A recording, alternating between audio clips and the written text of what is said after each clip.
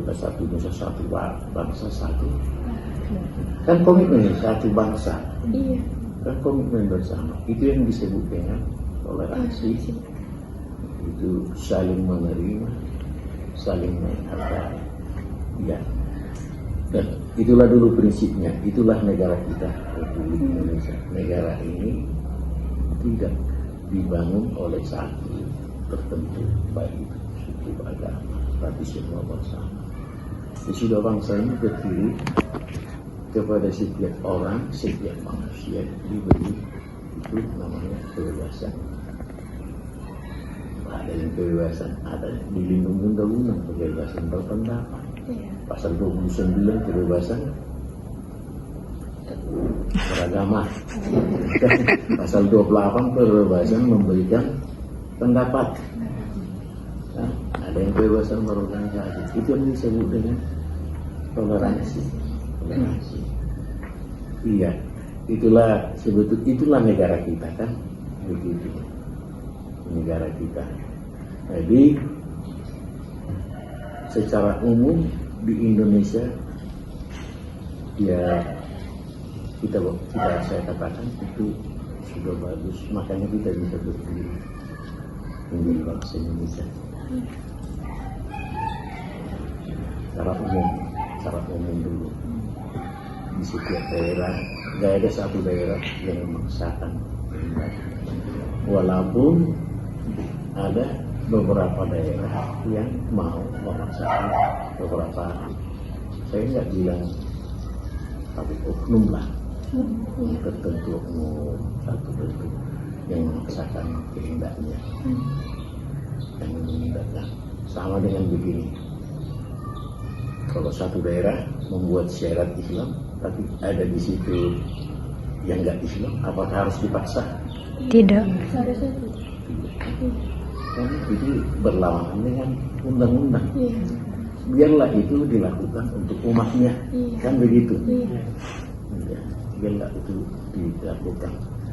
Dan pemerintah kita adalah pemerintah Republik Indonesia, bukan pemerintah satu agama, bukan pemerintah satu suku. Satu suku ini nomor 3 suku ini enggak.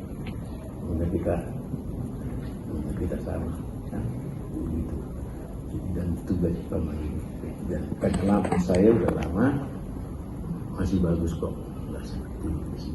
Walaupun saya harus bilang toleransi itu harus terus dijaga. Dia harus dirawat, tidak bisa dibiarin. Kalau dirawat dia terlantar, kan? Karena kadang ada orang nggak suka. Ada orang yang mau cari ikan di air keruh. Ada orang cari untung kalau orang berperang. Itu. Kalau kita nggak sadar kan, dibentrokkan, lalu sudah bentrok dia bersembunyi lari,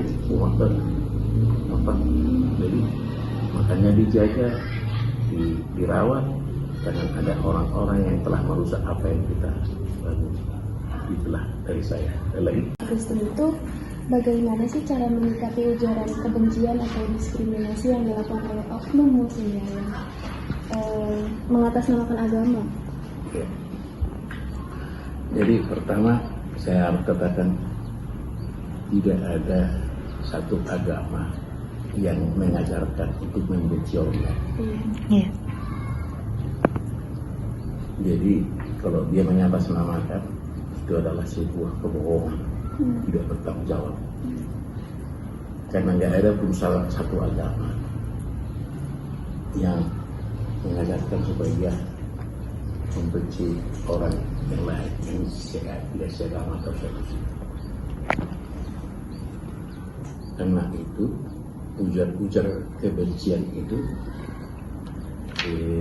adalah bentuk pengerusakan toleransi yang harus dijaga. Makanya itu perlu, baik itu pemerintah harus tegas. Apalagi kita sekarang sudah masuk di ruang digital.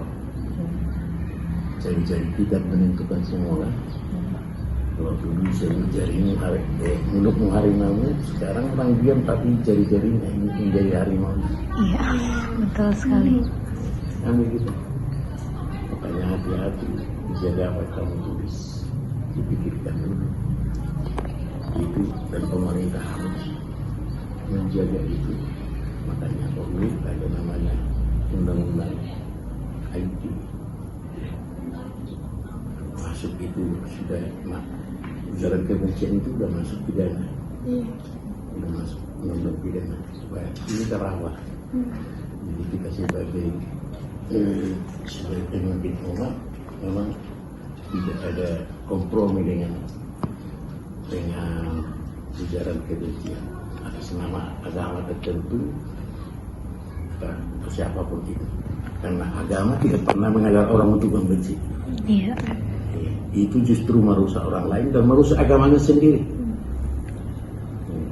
Jadi, dia merusak, mengotori agamanya sendiri, membuat kotoran ke mukanya, kan begitu. Menurut agama kami harus begini, di agamanya mana enggak begitu, kan merusak nama agamanya itu. Iya. Ya. Dan setiap agama itu harus menjaganya orang-orangnya, umatnya, supaya jangan mudah-mudahan mengatas nama agama. Ya, agama nggak bisa kita atas nama sendiri, karena agama itu bukan milik kita. Agama itu diberikan oleh Yang Maha Kuasa untuk menjadi tuntunan umat, dan kita nggak punya milik merubah-rubah itu, kan begitu. Lalu kau bilang amandemen 2 Al-Quran kita ganti, mana ada hakmu? Memang kamu yang buat itu, nenek moyangmu, kan begitu. Itu bukan hak kita. Nggak bisa seorang pun yang mengatasnamakan itu, karena itu adalah dari Yang Maha Kuasa sebagai tuntunan untuk semua umat, dan itu berlawanan dengan ajaran agama. Saya kira begitu. Oke. Dan Menurut pendeta, tantangan terbesar yang pendeta hadapi itu untuk dalam mengajak umat untuk bersikap toleran terhadap perbedaan keyakinan, bagaimana ya pendeta? WA, ayo serbu, serbu aja, nggak ngerti kan? Iya. Nggak tahu dia. Nanti malam kita serbu ini. Itu tidak baik. Dia terima aja gitu, ikut-ikutan. Iya. Nggak ngerti dia apa, ngapain. Pokoknya ulat. Itu tantangan. Kita nggak, kenyataannya kita belum siap untuk menerima ruang digitalisasi ini, di mana semua ruang terbuka. Kita nggak tahu mana yang benar, mana enggak, mana kadang hoax itu lebih indah, bahasanya lebih bagus daripada yang benar, kan gitu, sehingga orang tertarik, kan begitu. Berita nggak benar itu kadang lebih menarik, lebih menarik. Orang bisa hanya lihat beritanya tanpa melihatnya di dalam. Itu tantangan kita kan sekarang ini. Banyak orang rusak karena nggak siap menerima informasi itu. Bocor aja begitu dari apa, kita nggak, karena kita belum bisa menyaring informasi apa yang bisa masuk atau enggak. Orang bisa begitu kan, itu orang sekarang itu orang ada informasi, ada lapangan kerja, gaji sekian, tiba-tiba banyak yang daftar di Myanmar, sampai di sana ditindas, diambil organnya, hanya tertarik.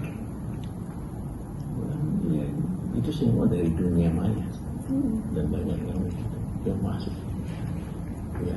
Ya itu tantangannya. Ya.